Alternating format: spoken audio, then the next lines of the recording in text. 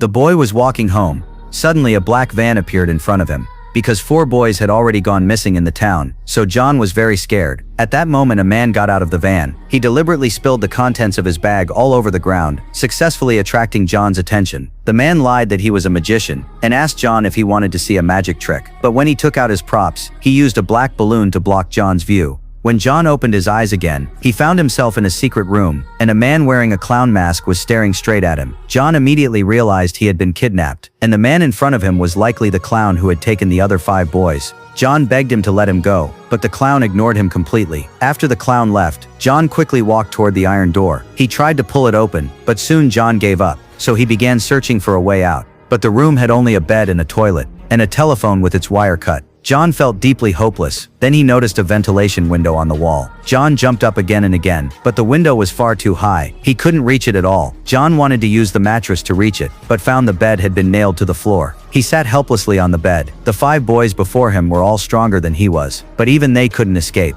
So how could he possibly have a chance? Just as John was sinking into despair, the phone behind him suddenly rang. How could a disconnected phone be ringing? John felt a chill of fear. When he walked over and picked up the phone, there was no sound from the other end. John wondered if he was hallucinating, but later that night he was woken again by the ringing. Half asleep, he muttered, "Stop it already." Stop what?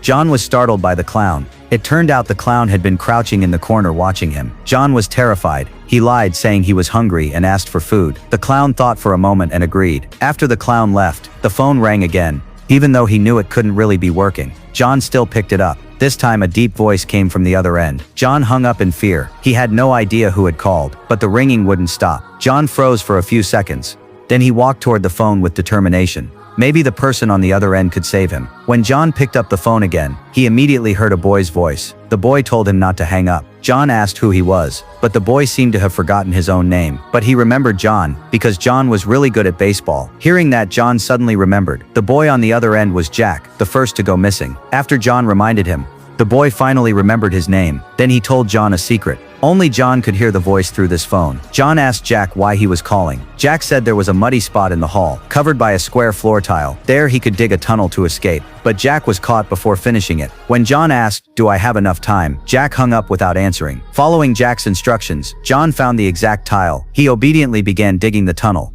To avoid being caught, he flushed the excess dirt down the toilet, until he was completely exhausted. Then John covered the hole with a rug, and went back to bed. But soon he realized how hard this plan would be. The next morning the clown brought him breakfast, then turned and left. After the clown left, John suddenly realized something. He rushed to check, and sure enough the iron door wasn't locked.